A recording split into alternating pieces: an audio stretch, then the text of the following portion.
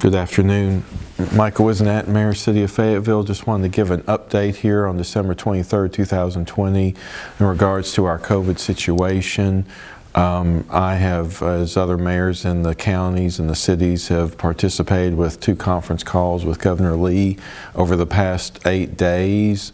We are in a kind of a critical situation with the state of Tennessee. The state of Tennessee is the #1 hotspot in the country with the most active cases each day, and it has it really spiked about mid-December. A lot of that was attributed to our Thanksgiving gatherings, and so upon this, Governor Lee did Executive Order 70, which states that there's 2 or 3 components to this. One, it limits social gatherings of no more than 10 people, meaning people that are gathering for family gatherings in that amount. It does not affect restaurants, businesses. Those are still under the Tennessee Pledge guidelines, which can be found on the www.tn.gov website. Also, there is still no mask mandate, but the governor strongly urges people to wear masks and socially distance 6 feet. As of yesterday afternoon here in Lincoln County, we had 2,957 total cases, 30 deaths, 51 hospitalized, 2,331 recovered. In the last 7 days, we had 445 case counts, averaging 185 a day. For the state of Tennessee, yesterday we had over almost 4,500 new cases, 133 deaths, 117 hospitalizations, 16,000 tests. In regards to testing, I spoke with Pam Browning, our director at the local Lincoln County Health Department. People had been traditionally used to an 8 to 10 a.m.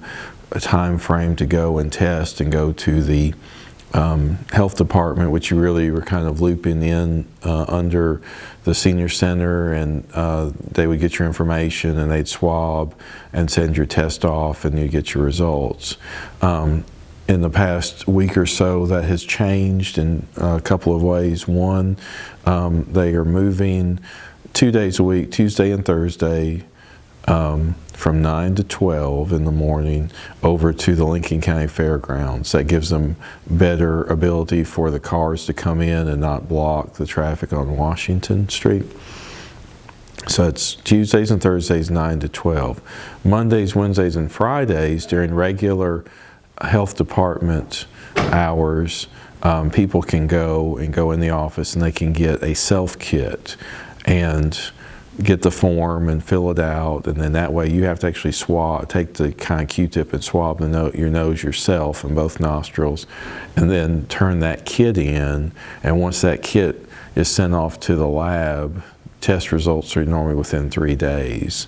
Now in those situations, the health department, they're not getting records of those test results on the self-test. That is between how you sign up and communicate with how they're sent off and come back. So it's 2 different ways. Also, the health department is transitioning into not just testing, but also vaccinations. As most people have seen, the Pfizer was the first vaccine approved over a week ago, and then last week or earlier this week, Moderna was the second vaccine. So on this conference call with the governor, the doctor who is on the head of the task force for the state of Tennessee, let all of us know that the first round, the Pfizer vaccines that were shipped, and about 58,000 doses were sent to the state of Tennessee. Those doses went straight to the hospitals for all of the hospital workers, so that the frontline people at the hospital, your first line of defense, could be vaccinated. The Moderna vaccines are going to the county health departments, and our county health department has already started vaccinating our first responders. And I have sent several documents that I downloaded from the Tennessee website here to our IT department to post to our website and our city Facebook page that have the executive orders, and then also have a frequently asked questions on COVID-19 in regards to the new vaccinations. The vaccinations, it's a 2-shot process. You take your first shot, and then with one, it's like a 14-day process to the second. Another, it's like a 21-day process. But once you take the first shot, they give you a card on the data when you're supposed to take your second shot. And then also there, I had them upload the vaccination plan, and that has the 4 or 5 tiers of explains exactly what the process of how the state of Tennessee presented to the federal government how they would do that. So at the moment, we're trying to get all of our hospitals and our frontline workers and responders vaccinated so that they don't have any ill effects. Also, Executive Order 71 extends Executive Orders 34, 51, 60, and 65 for governing bodies to continue to meet electronically if needed, as long as they record or make public the meeting that is recorded. Now, as of this moment, our BMA, we've been meeting here at City Hall for our committee meetings, our work session, our BMA business meeting. We space out, and we'll continue to do that, but we'll assess it in regards to the Fayetteville City school system. They had already, before the governor came out with this executive order, had discussed virtually their students would go back on January 6th and then physically go back on the 13th. As we get closer in the next week or so, Dr. Hopkins and the school board will assess that and see if any of that needs to be changed.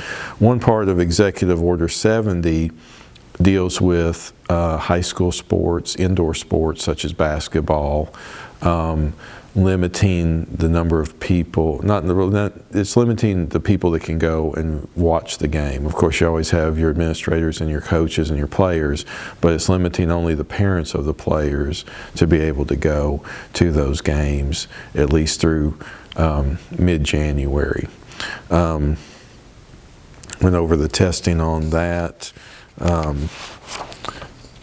Like I said, I want to thank all of our city employees, our first responders, county employees, people that have kind of been on the front lines since March with all of this.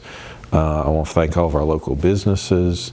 You know, this has been a stressful and taxing time, and in no way does the governor want to limit the ability of our freedom to gather, but at the same time, we're getting back to another critical stage, and the vaccination is a process that will slowly roll out over the first 6 months of 2021.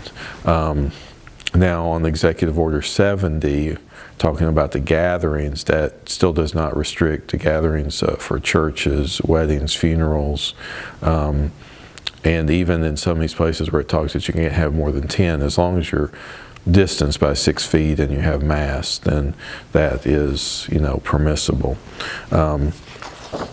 Be safe, be careful. We want everybody to have a Merry Christmas and a Happy New Year, but we want to be as we just want to be as mindful as we can in this event, and hopefully as these vaccinations are, the doses keep coming in greater numbers and volumes to our state, and we can make our people safer. So thank you for your time. Have a happy holiday season, and we'll see you in January. Thank you.